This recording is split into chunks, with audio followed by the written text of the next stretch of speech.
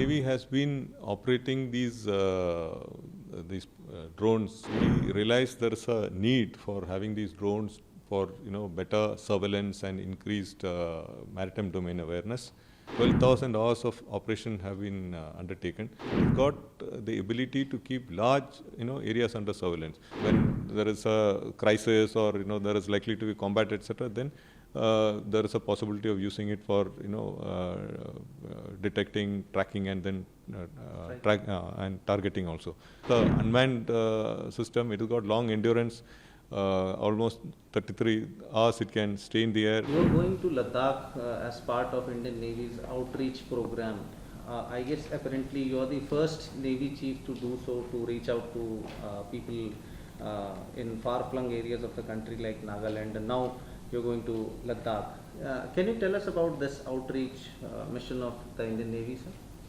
Yeah, see, the outreach mission is primarily because with the Agnivir scheme that we have started, there was a vision of the Prime Minister that we should have at least one Agnivir from every village. So, when we did a study, we found that currently we have a representation from about 656 districts out of all the districts of India, which is about 85%. So, हमारा एक कोशिश है to make it 100% in the coming years. So, we are trying to reach out, and what we found out that the northeast particularly and Leh Ladakh, these are the areas from where there are very few people in the service in the Navy. So from in the month of December, we had gone to Nagaland. We are planning to go to Manipur and the other states also subsequently. And we had sent an expedition to of women, the car rally which was conducted in Rajasthan and the western part of the country. We did a coastal car rally starting from Kolkata to Lakhpat, which was done in the month of April. So, why do we do all this? We do this primarily to make awareness of the Navy to all the youth of a country, so that they are aware that Navy is there, Navy kya karti hai, and therefore they should be encouraged to join the Navy. We are now doing the same thing in similar thing in effort in Ladakh. So we have sent a bike rally, a car rally. So what they do is they go interact with the schools, interact with the youth, as well as the local populace. For example, in the entire Navy, we have only 7 sailors and 1 officer from Ladakh, which I feel is very less. So our effort is to interact with them and try and have more people to be aware of it. क्योंकि a person in Ladakh may not even have seen the sea, तो उसको क्या पता है कि Navy क्या करती है? So the sea is going to the people of Ladakh. Yeah. So मैं तो south से हूँ. I'm from Trivandrum. So for me, we interact with the sea. We see it regularly. But as you go north to the northern parts of the country, so you don't really come across the sea. That's why. Sir, on the but externally we are seeing that the Navy is now deployed in far-flung areas, covering a very big part of the world as our area of interest and area of responsibility, and ships are mission deployed in very far-flung areas. Can you tell us how the Navy operations are changing and expanding in the current times, sir? See, navies always really operate far from the coast. So for us, the primary area of responsibility is the Indian Ocean region, or the current thinking, and if you see now everybody is talking of the Indo-Pacific. That is the most important thing that is happening in this century, I would say. Almost 17 countries have come out with Indo-Pacific strategies. Essentially, everybody is keen that the seas, which are actually global commons, are kept free, open, inclusive, and there is a rules-based order being observed at sea. ताकि everybody is able to use the sea in a free and fair manner. So therefore, there are these international laws, UNCLOS, etc., which has to be followed.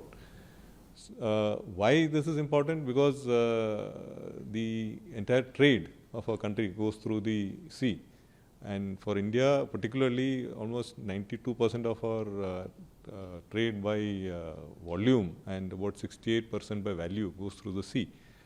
And similarly, almost 100% internet traffic comes under the through the undersea cables. So sea is very, very important for us.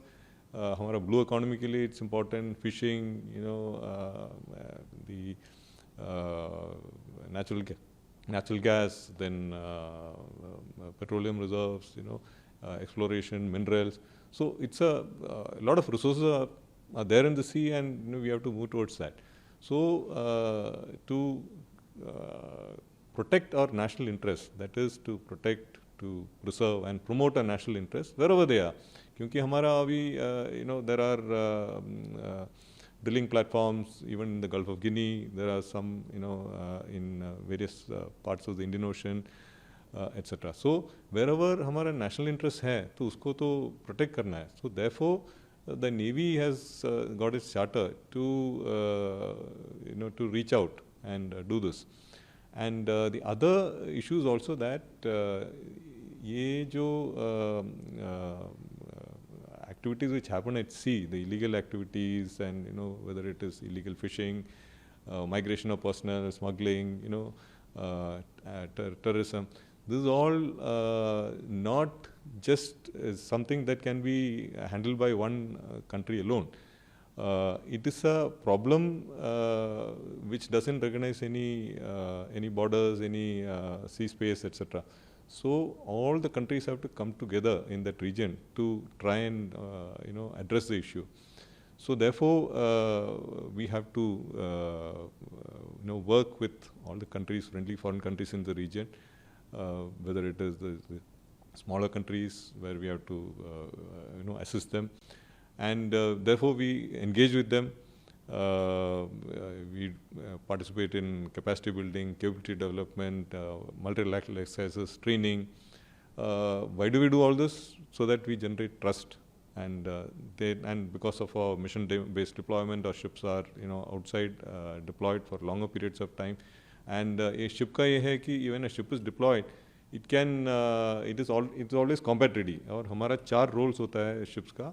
मतलब military, diplomatic, constabulary और benign role. Benign role में अगर suddenly there is some natural disaster in some country, then we can assist. Or emergency like what happened in Sudan. हाँ, like in Sudan. तो हमारा ship उसी इलाके में था, मतलब in the waters it was already deployed there.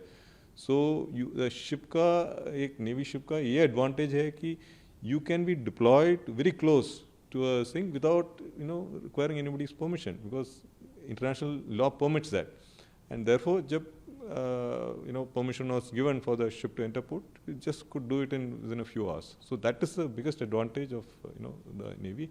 You can be poised, you are flexible, you have got endurance, you can sustain yourself there, and you can do a wide range of things. You can go into combat task also, you can go into constabulary task also, diplomatic role also, or in a do humanitarian assistance. Sir, with the expanding responsibilities, the Prime Minister announced the Predator drone deal with the US during his visit there. How do you think the Predator drones are going to help the Indian Navy and India to protect its maritime interests? See, Indian Navy has been operating these drones. They fall in the category of the HALE, that is high altitude, long endurance drones. So we realized there is a need for having these drones for better surveillance and increased maritime domain awareness. So we had taken 2 of these on lease from November 2020 onwards, and since then we have been operating it. करीब 12,000 hours of operation have been undertaken.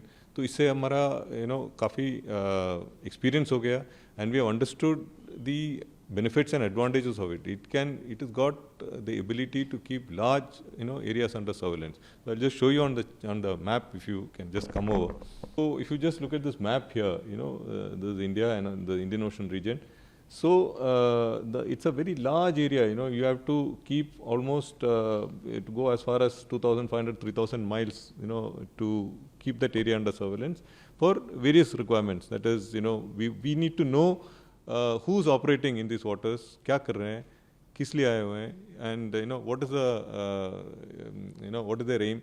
So in peacetime we do ISR, that is intelligence, surveillance and recognition, and when there is a crisis or there is likely to be combat, etc., then there is a possibility of using it for detecting, tracking, and then and targeting also. So this unmanned system, it has got long endurance, almost 33 hours it can stay in the air, and it can reach the far reaches of the ocean and areas that we want to keep under constant surveillance, which is not really possible by satellite or by just sending a PATI there.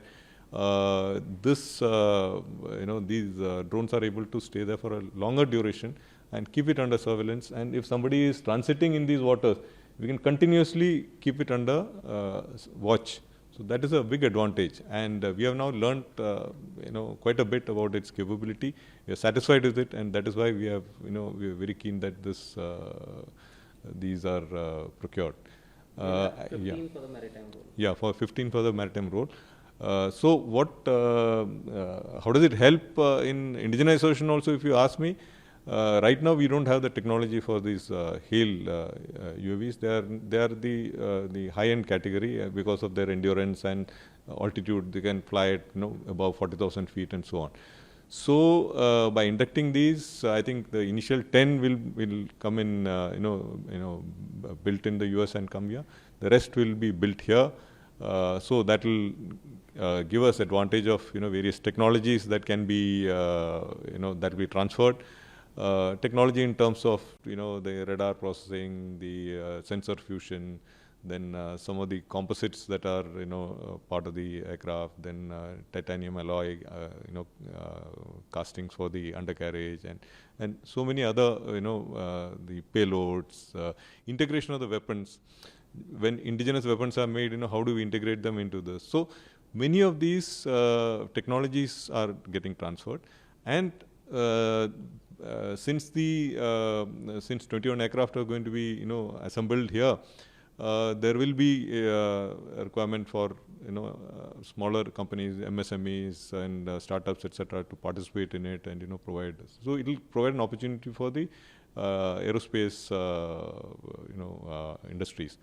And further, there's a MRO also being set up here. So therefore, engines, components of engines, repairs, and not just for what jo India mein whatever the India has bought, but also इस region में जितने भी HALEs हैं, उनके सब predators हैं, उनके servicing वगैरह इधर ही होगा. So it will generate a entire ecosystem and facilitate the transformation of India into a global say unmanned aerial system hub for innovation, like it was envisioned by our Honorable Prime Minister. And it's going to definitely. When we have this these drones, I'm talking about the maritime domain, but the leased ones which we have are already providing surveillance effort for the Air Force, for the Army, and we have used it for keeping surveillance in the Indian Ocean on our adversaries. It has helped in anti-narcotics operation. It has been interfaced with our fleet. So a lot of benefits, and the one we are using right now has got much less capability. So the ones we are going to procure, they will have much better payloads, more payloads. It will have not just the maritime patrol radar and the AIS and UIR. It will have UIR laser. It'll have synthetic aperture radar. It'll have comment, ELENT, and it'll be hardened. It'll have collision avoidance systems. It can operate, multi RPAs in the same domain. Then ability to operate in aerospace where there is airspace where there is other civilian traffic, etc. So a lot of advantages will be there in that, and that will really be a capability boost for us.